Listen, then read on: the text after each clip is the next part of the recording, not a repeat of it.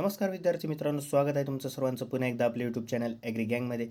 तर आता BSc agriculture आणि त्याशी ॲलाइड ज्या पण डिग्रीज आहेत त्यांचं सर्वांचं ॲडमिशन प्रोसेस स्टार्ट झालेलं आहे.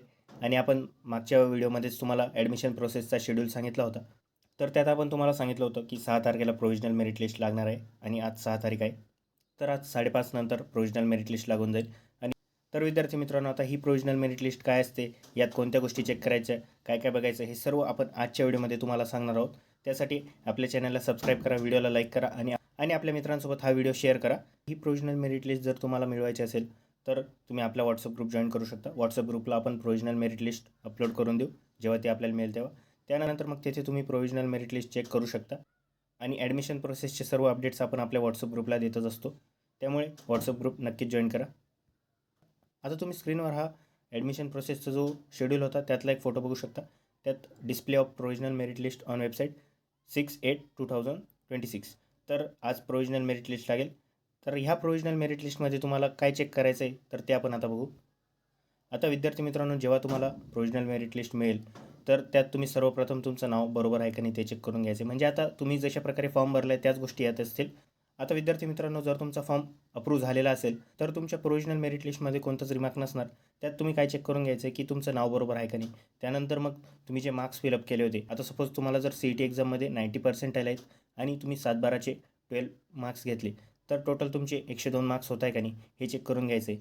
त्यानंतर तुम्ही ज्या रिझर्वेशनसाठी अप्लाय केलं होतं, सपोज तुमचं OBC कॅटेगरी, तर OBCसाठी जर तुम्ही अप्लाय केलं असेल तर तेथे OBC कॅटेगरी दाखवत आहे का नाही ते बघून घ्यायचं आहे. त्यानंतर मग तुम्ही अदर रिझर्वेशनसाठी जर अप्लाय केलं असेल जसं की AG सर्टिफिकेट, प्रोजेक्ट अफेक्टेड, ते सुद्धा आपण इथे चेक करून घ्यायचं आहे की बरोबर आपलं जे रिझर्वेशनसाठी अप्लाय केलं होतं ते येतं आहे का नाही. त्यानंतर मग बाकी काही गोष्टी असतील त्यासुद्धा तुम्ही चेक करून घ्यायच्या आहेत बरोबर आहेत का नाही. आता ज्या विद्यार्थ्यांचे फॉर्म अप्रूव्ह झालेले किंवा ज्यांचे प्रोव्हिजनल मेरिट लिस्टमध्ये सर्व गोष्टी योग्य असतील त्या विद्यार्थ्यांनी पुढे काहीच करायचं नाही. त्यांच्या जशा गोष्टी प्रोव्हिजनल मेरिट लिस्टमध्ये होत्या त्याच गोष्टी फायनल मेरिट लिस्टमध्ये असतील. आणि मग फायनल मेरिट लिस्टमध्ये ज्या विद्यार्थ्यांचं नाव असेल तेच विद्यार्थी पुढे राऊंड प्रोसेससाठी एलिजिबल असतील. बाकी ज्या विद्यार्थ्यांचे डॉक्युमेंट होल्ड किंवा अप्रूव्ड विथ अपडेट्स होते त्यांना जर त्यांचे डॉक्युमेंट दुरुस्त नाही करता आले तर ते या राऊंड प्रोसेसमधनं रिमूव्ह होऊन जातील. त्यांना पुढे कॅप राऊंड्सला अपेअर होता नाही येणार. आता विद्यार्थी मित्रांनो, ज्या विद्यार्थ्यांचे डॉक्युमेंट्समध्ये प्रॉब्लेम होता किंवा अप्रूव्ड विथ अपडेट्स किंवा ऑन होल्ड होतं तर त्या विद्यार्थ्यांनी काय केलं पाहिजे, तर प्रोव्हिजनल मेरिट लिस्टमध्ये ज्या विद्यार्थ्यांच्या डॉक्युमेंट्समध्ये प्रॉब्लेम होता त्या विद्यार्थ्यांचं तिथे नावापुढे रिमार्क्समध्ये त्या डॉक्युमेंटचं नाव येईल की हे डॉक्युमेंट तुम्हाला दुरुस्त करायचं आहे. आणि ते डॉक्युमेंट मग तुम्ही आजच्या आजच तयार ठेवायचे. प्रोव्हिजनल मेरिट लिस्टमध्ये बघून घ्यायचे की आपल्या कोणत्या डॉक्युमेंटला प्रॉब्लेम येत आहे आणि ते डॉक्युमेंट आपण रेडी ठेवायचे.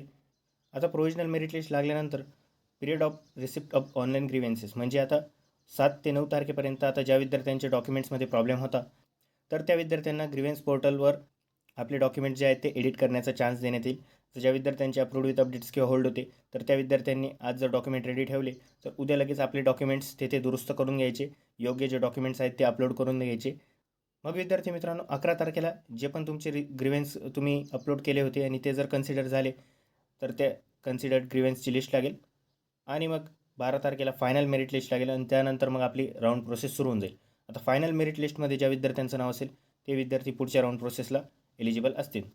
त्यामुळे विद्यार्थी मित्रांनो, जर तुमचे डॉक्युमेंट्समध्ये काही प्रॉब्लेम असेल आणि तुम्हाला गायडन्स हवा असेल तर तुम्ही आपली काउन्सिलिंग जॉईन करू शकता. काउन्सिलिंग प्रोसेसमध्ये आपण तुमचे जे पण डॉक्युमेंट्सचं प्रॉब्लेम आहे ते सर्व ग्रीव्हन्स प्रोसेसच्या वेळेस सॉल्व्ह करून देऊ आणि तुम्हाला पुढे मग ॲडमिशन प्रोसेसमध्ये पूर्ण सपोर्ट करू. आता आपल्या काउन्सिलिंगमधले जे पण स्टुडंट्स होते त्यातल्या ज्या विद्यार्थ्यांचे फॉर्म मी स्वतः फिलअप केले त्या विद्यार्थ्यांचे सर्व फॉर्म अप्रूव्ड झालेले आणि काही विद्यार्थ्यांचे फॉर्म त्यांनी बाहेरून फिलअप केले होते आणि त्यात त्यात प्रॉब्लेम आलेला असल्यामुळे त्या विद्यार्थ्यांनी आपली काउन्सिलिंग जॉईन केली होती. तर त्या विद्यार्थ्यांचे सुद्धा मी अगोदरच जे डॉक्युमेंट्स लागणार आहेत ते तयार करून ठेवलेले. आता फक्त मी ग्रीव्हन्स पोर्टल ओपन होण्याची वाट बघत आहे. ते ओपन झाल्यावर मी त्या विद्यार्थ्यांचे सर्व डॉक्युमेंट दुरुस्त करून देईल आणि मग त्या विद्यार्थ्यांचा फॉर्मसुद्धा अप्रूव्ह होऊन जाईल. त्यामुळे विद्यार्थी मित्रांनो, जर तुम्हाला गायडन्स हवा असेल तर आपली काउन्सिलिंग तुम्ही जॉईन करू शकता. काउन्सिलिंग जॉईन करण्यासाठी तुम्ही माझ्यासोबत कॉन्टॅक्ट करू शकता. माझं नाव आहे नयन खैरनार. हा माझा तुम्ही स्क्रीनवर नंबर बघू शकता आणि आपले दुसरे सर आहेत सीताराम भोसले, त्यांचासुद्धा नंबर तुम्ही स्क्रीनवर बघू शकता. जर तुम्हाला काउन्सिलिंगबद्दल माहिती हवी असेल तर तुम्ही आपल्याला फोन कॉल करू शकता किंवा व्हॉट्सअपला मेसेजसुद्धा करू शकता.